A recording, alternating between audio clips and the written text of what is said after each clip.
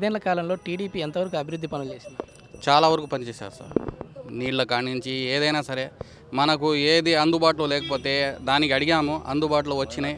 మైనార్ట్స్ ముస్లిం మైనార్ట్స్కైనా, ఇప్పుడు షాదీఖానాలకైనా, మౌజన్ ఇమాంల జీతాలకైనా, ప్రతి ఒక్కటికి మసీద్లకైనా, దుల్హన్ పథకానికైనా ప్రతి ఒక్కటికి ఇచ్చారు. మైనార్టీ సోదరులందరూ కూడా ఎక్కువ సంఖ్యలో రాష్ట్ర వ్యాప్తంగా వైఎస్ఆర్ కాంగ్రెస్ పార్టీ వైపు ఉన్నారని ఆ పార్టీ వారు చెప్పుకొస్తున్నారు. ఇది ఎట్లా చెప్తారు మీరు ఒక మైనారిటీ సోదరుడిగా? మీరేం సార్ అందరు చెప్తుంటారు సార్, అది అపోహ.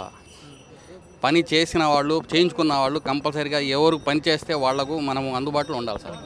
ఇప్పుడు మోదీ గారు కేసీఆర్ గారు కలిసి జగన్మోహన్ రెడ్డి గారితో కుమ్మక్కయ్యారని టీడీపీ వారు ఆరోపిస్తున్నారు కదా, ఆ ఆరోపణలో నిజం ఎంత ఉంటుంది? అందుకే సార్ సగం వరకు ఆయన జగన్ అటు పోతున్నాడనే కదా ముస్లింలలో కొద్దిగా ఇది వస్తుంది, వ్యతిరేకత వస్తుంది. మోదీ గారికి దగ్గర అవుతున్నారని మైనార్టీలు దూరం అవుతున్నారా ఇప్పుడైతే? గ్యారంటీ సార్, ఖచ్చితంగా అది జరుగుతుంది. ఇప్పుడు కేసీఆర్ గారు మన ఆంధ్రప్రదేశ్ రాష్ట్ర రాజకీయాల్లో వేలు పెడుతున్నారని టీడీపీ వారు అంటున్నారు. మీకు ఎలా అనిపిస్తుంది చూస్తుంది? తప్పకుండా పెట్టవచ్చు సార్. దాని ఏంటంటే మన ముఖ్యమంత్రి గారు అక్కడ పోయారని కావాలని మాటలు ఎత్తుతున్నారు కదా సార్.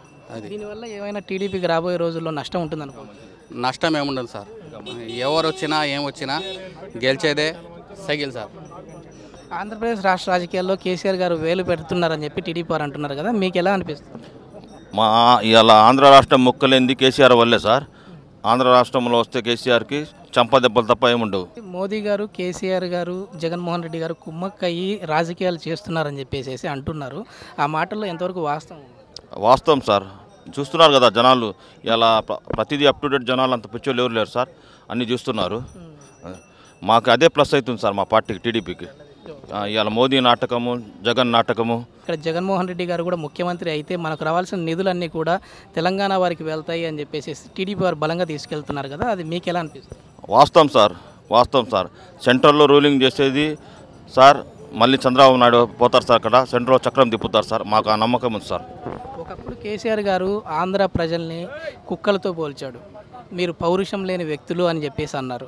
అలాంటి కేసీఆర్ గారు ఇప్పుడు జగన్మోహన్ రెడ్డి గారికి అండగా ఎందుకు నిలబడ్డాడు అనుకో సార్? అతను జగన్ గారు అతను సీఎం పదవి కోసం ఏదైనా చేయడానికి సిద్ధంగా ఉన్నారు సార్. ఈ ముగ్గురు కలవడం వల్ల నష్టం అంటారా టీడీపీకి?